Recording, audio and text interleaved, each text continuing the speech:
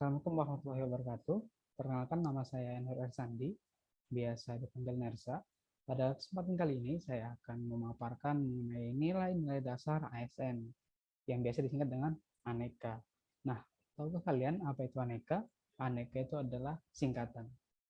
Tahu kepanjangannya? Oke, selanjutnya kita akan ketahui dan baca satu-satu ya. Oke, kita akan next slide. Ya, aneka itu terdiri dari A, akuntabilitas, N-nya itu adalah nasionalisme, E-nya itu adalah etika publik, K-nya adalah komitmen mutu, A satunya lagi adalah anti korupsi. Pada kesempatan kali ini saya akan memberikan outline. Outline-nya ada 3. Yang pertama itu tentang ringkasan nilai-nilai dasar aneka beserta contohnya. Yang kedua, identifikasi nilai-nilai dasar aneka. Yang ketiga, rumusan nilai-nilai dasar aneka yang akan saya terapkan selama pelatihan dasar pada kesempatan kali ini. Oke, kita akan ke outline yang pertama, yakni mengenai ringkasan nilai dasar aneka beserta contoh. Ya, kita harus pahami dulu apa itu akuntabilitas. Nah, secara teori dan bisa disingkatkan, akuntabilitas adalah kewajiban setiap individu, kelompok, atau institusi untuk memenuhi tanggung jawab yang menjadi amanahnya, yaitu menjamin terwujudnya nilai-nilai publik. Dalam akuntabilitas itu terdapat nilai-nilai dasarnya. Nah, nilai dasarnya yang pertama adalah tanggung jawab, yang kedua itu adalah integritas, selanjutnya adalah keadilan, setelah itu keseimbangan, konsisten, transparan, jujur, kepercayaan, dan kejelasan. Nah, dalam penerapannya ada beberapa nilai akuntabilitas yang tadi sudah kita ketahui. Nah, kita akan mengambil satu contoh, yaitu pada nilai integritas. Contoh perilakunya adalah saat kita melakukan atau hadir ke kantor, kita melakukan presensi, kita harus melakukan presensi itu tepat waktu dengan posisi lokasi yang real time. Statusnya juga sama. Kalau memang WFO, ya WFO. Artinya absen pada saat di kantor. Nah, dan itu juga harus berdasarkan aturan yang telah ditetapkan. Nah, yang selanjutnya adalah nasionalisme. Nasionalisme adalah suatu sikap cinta tanah air atau bangsa dan negara sebagai wujud dari cita-cita dan tujuan yang diikat sikap-sikap politik, ekonomi, sosial, budaya sebagai wujud persatuan atau kemerdekaan nasional dengan prinsip kebebasan dan kesamarataan kehidupan bermasyarakat dan bernegara. Terdapat nilai-nilainya. Yang pertama adalah ketuhanan yang Maha Esa, kemanusiaan yang adil dan beradab, persatuan Indonesia, kerakyatan yang dipimpin oleh hikmat kebijaksanaan dalam permusyawaratan perwakilan, serta keadilan sosial bagi seluruh rakyat Indonesia. Tentu saja di nilai-nilai nasionalisme inilah mencakup 5 sila, yaitu di dalam Pancasila. Ini adalah contoh penerapannya. Yang akan saya ambil adalah persatuan Indonesia. Contoh perilakunya adalah mencegah isu-isu tidak benar atau hoax yang beredar di masyarakat dengan memberikan informasi yang valid dan informatif. Artinya dalam segi penerapan kita bisa lakukan itu di WhatsApp, bisa di Facebook, Instagram, dan hal-hal lain. Dan tentunya kita harus melakukan riset terlebih dahulu. Membenar apakah ini benar atau tidak. Jika tidak benar, mana datanya yang benar, dan sebagainya. Selanjutnya adalah etika publik. Etika publik adalah refleksi, ya, baik atau buruk, benar atau salah, yang harus dilakukan atau bagaimana melakukan yang baik atau benar, sedangkan moral mengacu pada kewajiban untuk melakukan baik atau apa yang seharusnya dilakukan. Biasanya ini harus dilakukan oleh ASN-ASN yang melakukan pelayanan langsung ke masyarakat ya khususnya. Nah, di dalam etika publik terdapat nilai-nilai dasarnya. Yang pertama, bisa kita lihat memegang teguh nilai-nilai dalam ideologi negara Pancasila. Yang kedua, setia dan mempertahankan Undang-Undang Dasar NKRI tahun 1945. Yang ketiga, menjalankan tugas secara profesional dan tidak berpihak. Membuat keputusan berdasarkan prinsip keahlian, menciptakan lingkungan kerja yang non-diskriminatif, memelihara dan menjunjung tinggi standar etika luhur, serta mempertanggungjawabkan dan kinerjanya kepada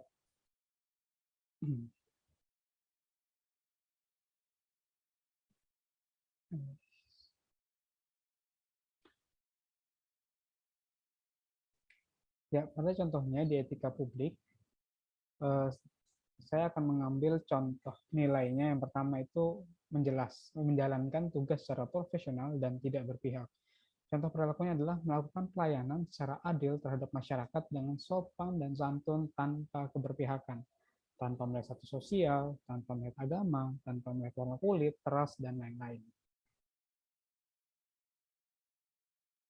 Selanjutnya pada komitmen mutu memiliki pengertian pemahaman konsep mengenai efektivitas, efisiensi, inovasi, dan mutu penyelenggaraan pemerintah.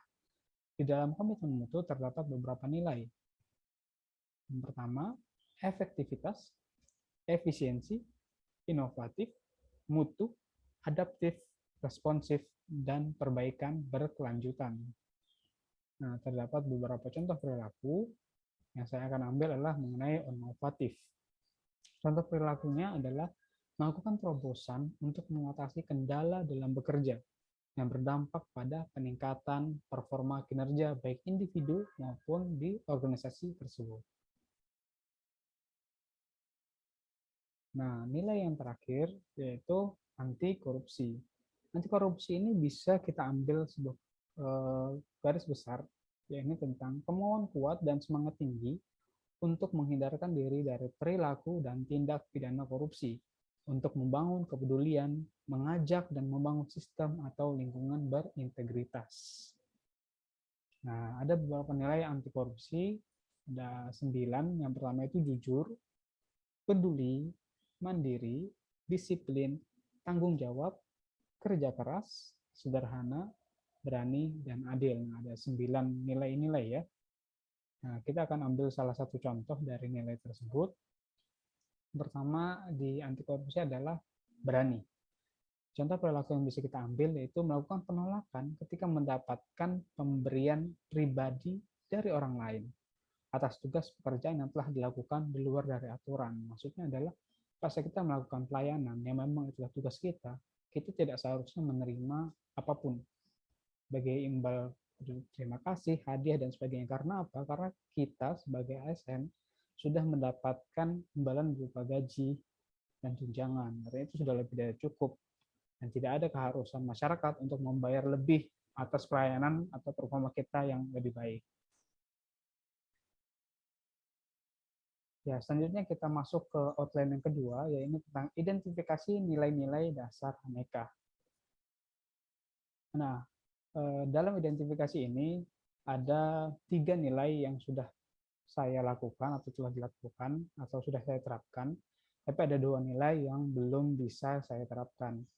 Nah, pada topik ini saya akan membahas yang sudah saya terapkan.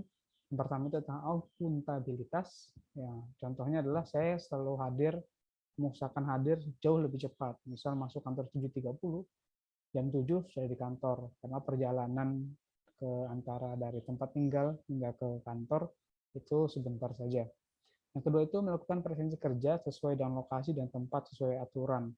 Karena kita tahu bahwa teknologi yang semakin canggih, ya semakin canggih juga cara untuk mengakalinya. Oleh karena itu, kita harus secara jujur, secara akuntabel, ya kalau misalnya posisi kita memang dekat kantor, ya kita harus presensi dekat kantor. Tidak mengakali dengan menggunakan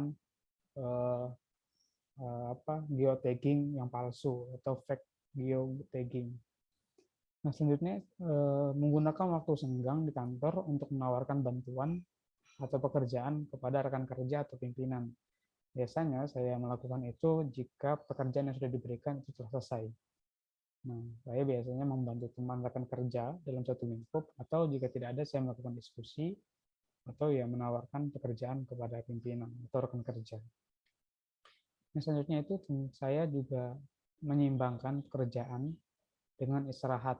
Dan tapi ini adalah dalam kondisi lembur, artinya di luar dari jam kerja, entah di weekend atau di hari kerja tapi melewati jam kerja. Jadi artinya saya tidak akan terlalu memporsir sehingga mengakibatkan kesehatan saya terganggu. Karena ketika kesehatan terganggu, maka ya, performa saya pun akan turun. Gitu. Lebih baik saya memproporsikan secara seimbang. Maksudnya saya lanjut bekerja setelah waktu istirahat selesai. Artinya saya tidak setelah misalnya waktu istirahat jam 12 sampai jam 1, sebelum jam 1 saya sudah sampai di meja kerja. Oke, untuk nilai-nilai aneka yang saya terapkan, itu yang selanjutnya adalah tentang nasionalisme. Ini adalah contoh-contoh dengan berbagai nilai di dalamnya. Yang pertama itu beribadah tepat waktu. Artinya bagaimanapun juga, selain kita disiplin dalam bekerja, kita harus disiplin dalam beribadah. Nah, yang kedua, saya melakukan toleransi, yaitu dengan tidak mengganggu ataupun mempersulit atau menghalangi aktivitas keagamaan atau kepercayaan umat beragama lain. Itu merupakan bentuk salah satu toleransi antar umat beragama. Nah, selanjutnya itu membantu meringankan pekerjaan cleaning service dan merapikan meja sebelum pulang. Ya, saya biasanya lakukan jika misalnya memang ada gelas kotor, maka saya akan taruh di tempat pantry. Tidak perlu lagi dibawa dari meja saya oleh cleaning service. Itu juga merupakan bentuk membantu atau saya saling tolong menolong. Maksudnya itu mencegah atau mengklarifikasi hoax pada lingkup keluarga dan kerabat agar tidak terjadi kesalahpahaman. Ya, ini biasa sering saya lakukan, misalnya di grup keluarga.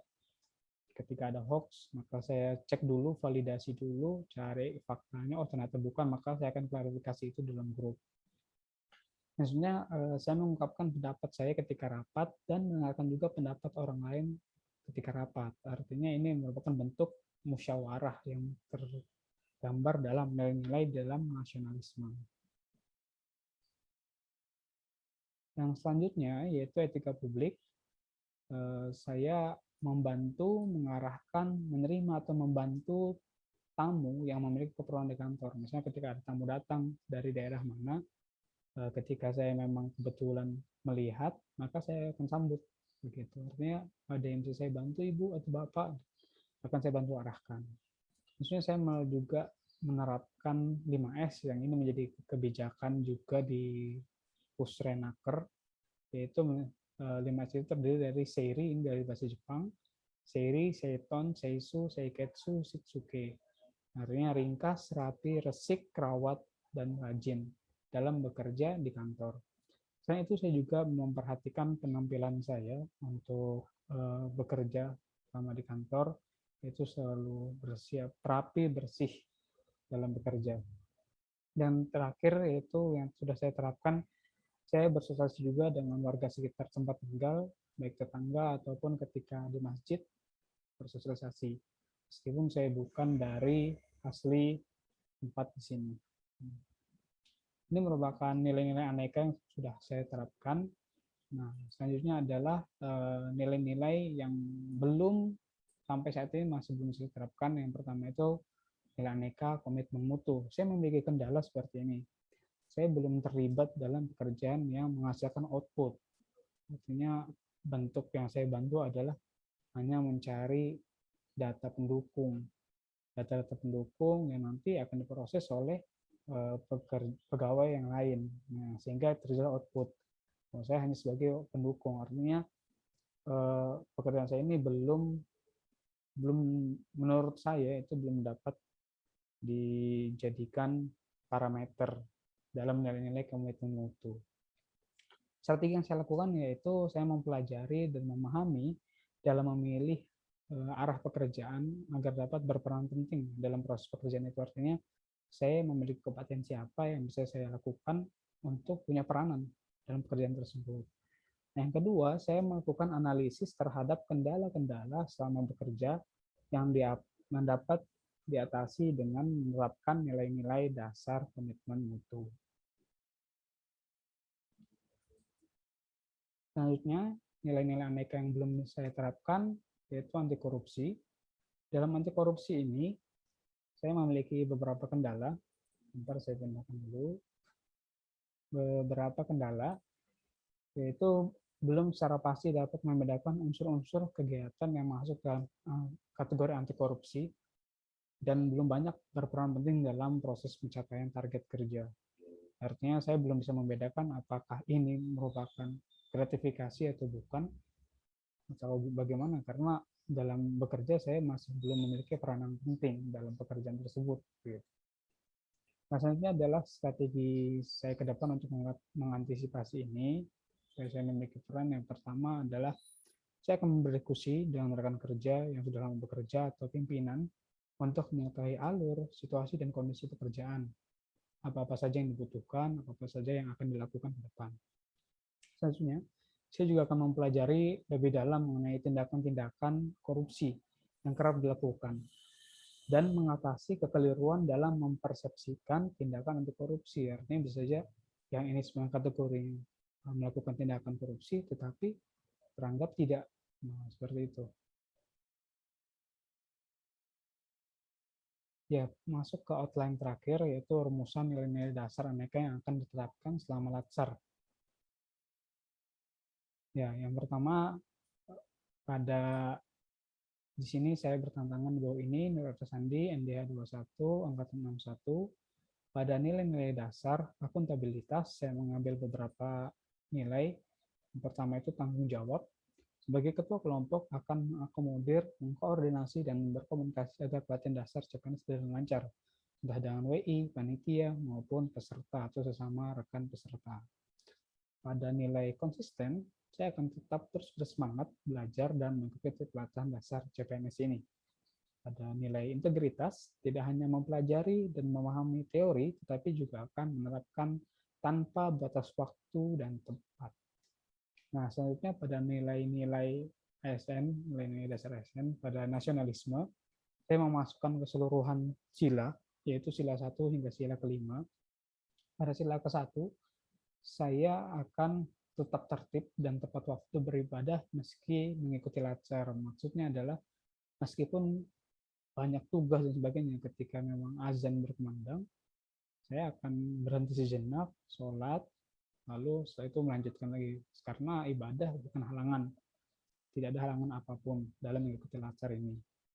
Selanjutnya sila kedua, yaitu saya tetap akan sopan dan santun saat menerima ilmu dari baik dari pemateri atau dari rekan sendiri, dan saya juga akan berinteraksi dengan rekan peserta lainnya. Pada sila ketiga, menyelesaikan tugas latsar meskipun harus mengurangi waktu istirahat. Ya, ini merupakan bentuk dari rela berkorban. Jadi, ketika memang banyak tugas yang harus memangkas waktu istirahat, akan saya lakukan karena ini penting untuk negara, kemajuan negara. Karena saya sebagai pelayan masyarakat, sebagai dari bagian pemerintah, saya harus paham betul tentang materi di pelatihan dasar CPNS ini. Di sila keempat, yaitu berdiskusi untuk menyelesaikan tugas-tugas kelompok dengan mempertimbangkan semua masukan anggota kelompok. Ini masuk dalam sila keempat ya, yaitu musyawarah. Jadi ini merupakan bentuk yang dapat saya terapkan. Pada sila kelima, yaitu memberitahukan informasi-informasi penting terkait latsar keseluruhan. Ini bentuk keadilan sosial untuk penerapan di latsar.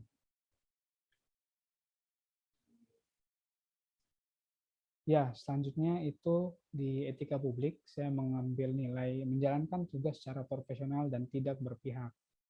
Nah, bentuk penerapannya, meskipun mendapatkan pekerjaan di kantor pada saat mengikuti latsar, saya akan tetap menjalankan keduanya tanpa mengurangi kualitas pekerjaan. Artinya, latsar akan tetap saya lakukan, kantor akan tetap saya kerjakan juga.